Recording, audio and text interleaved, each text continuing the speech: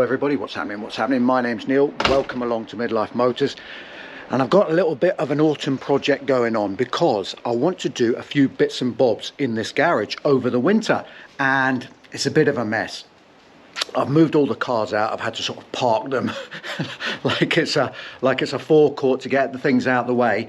But I want to come in here and I want to get cracking because I haven't really touched in here since I did some work in here in COVID just to spruce it up a little bit, but it's not brilliant and it's not warm and it's not nice to work in. Quick tour, it's not going to take very long because this is a small garage. Apologies, first thing, apologies if some of the lights are a bit flickery. I know GoPros don't like these fluorescent tubes, but I've got two in here and they're very bright, and my intention is not to change them. Now, back during COVID, I did one job which I'm really pleased I don't have to do here.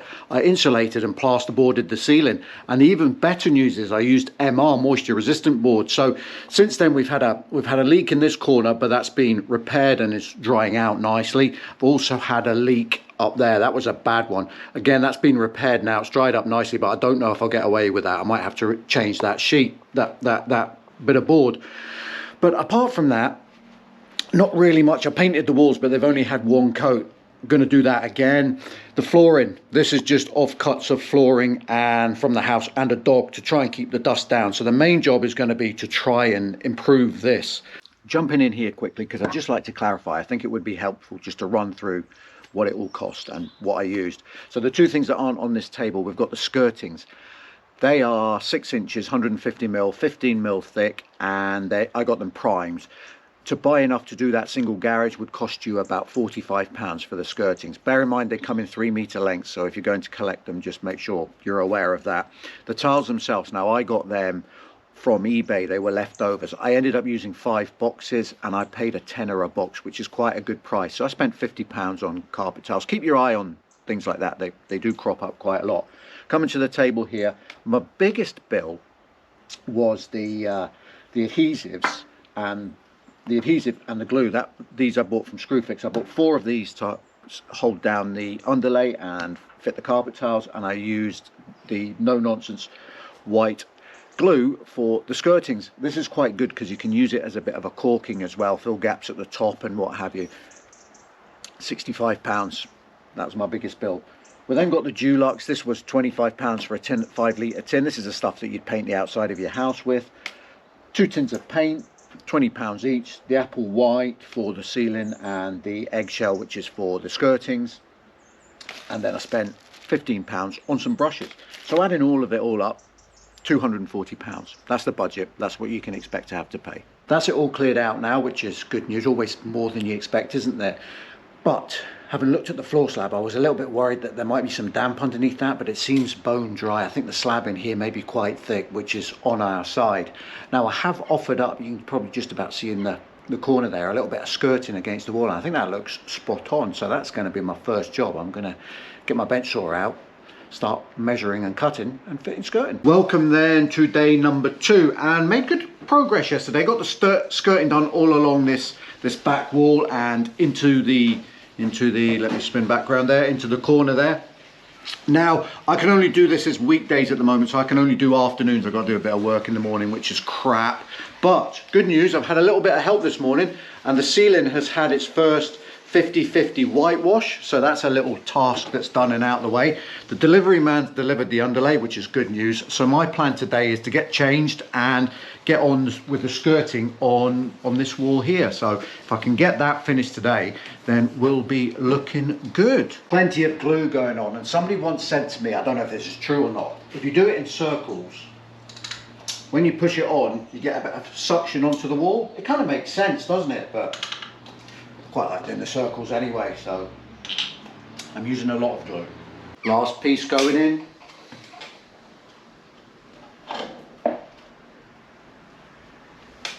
Like a glove. Cheers.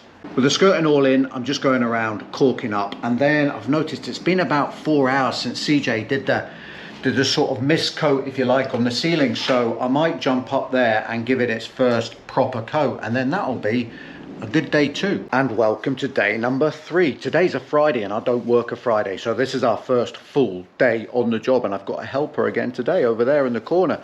As you can probably tell by the state of my face. I've already been busy this morning, and that's the ceiling had 2 coats and it looks superb, so I'm quite happy about that. The plan today is to try and get a coat on the walls, and also I've remembered the skirting, gonna have to gloss that, so have been out and bought a tin of gloss, so that's added £20 to the overall budget. But just got to crack on with painting really, I think, today, get the boring stuff out of the way, and then we can look at doing the floor. Day 5 now, and hopefully we're on the home front. I didn't record anything yesterday because it was a bit boring. I was just finishing off the painting. So the walls have had their top coat.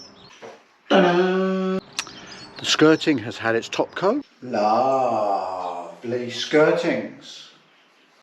And now we can get on with, hopefully, fingers crossed today, we can get in here and we can start looking at getting the floor down. If I spin around here, you can see that it's looking all nice and white. But what I need to do first thing is get all this crap out of here, because I need to glue the underlay down to this concrete floor, so it's got to be clean, it's got to be dust free. So we need to get Henry the Hoover out and get stuck into this for a little while and get the surface prepped. There is a little bit of the wall, you can probably see it grinning through here, which is going to need a 3rd coat, just a small area. So I'm going to do that very first thing this morning. Whilst I'm doing that, just a little tip with your paintbrushes, because you don't want to have to be washing them out every night and then using them again the next morning. Wrap them in a freezer bag. It's still nice and soft the next day. Saves wasting time on cleaning up until the very end. Looking at this garage floor, this concrete floor, ideally it could do with a coat of latex over it to level it out, but we haven't got the budget for it this time round, maybe in a few years. So what I've gone for is the 10mm underlay, just to give it a little bit more sort of chance of getting over the ridges and putting this first half down. It's done that pretty well. This wall that is adjacent to the house seems to be a straight wall, so I'm starting from there. The other wall's a little bit skew with. Remember, on the foam underlay, on this one, the red side to the top, so the branded side to the top, you've got this sort of I don't know, is it latexy type finish that wants to be up and the foam side down. I'm just going to stick it with the adhesive. I like to sort of do a bit at a time, so I'll probably fold it in half, glue half, and then carry on. So that's the next bit to do. But yeah, it's taken out quite a lot of the ridge as well, which I think it was worth going for the slightly thicker material. For this contact adhesive to work best, you want to spray both sides, then leave it for about 5 minutes just to go off, and then they'll bond together nicely. So I'm going to do that, then probably go and make a cup of tea and come back and stick it down. Good, flask of tea made. Now don't stress too much about this bit, because you can't really over or under glue it. Bear in mind, I noticed in the workshop lots of stuff goes on. I mean, a car's going to be parked on this, so that's going to weigh it down plenty. But yeah, don't get too stressed about this bit. Just get it on, get it down. Let's stick it.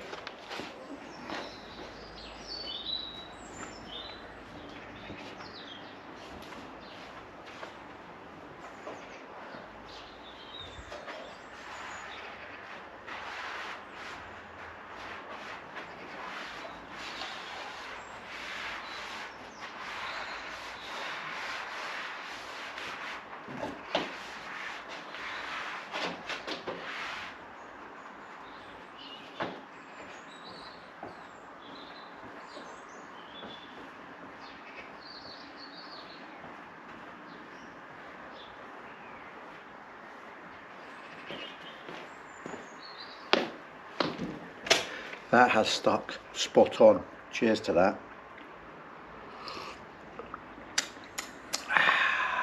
Crack on. You can see the next bit that I've got ready. You'll see the colour change as it goes down. Now this garage is just under 5.5 meters long, and one can has pretty much done one bit, so probably 2 cans to do the whole area. Yeah, I'm glad it's well ventilated though, because wow, it's got a whiff off it.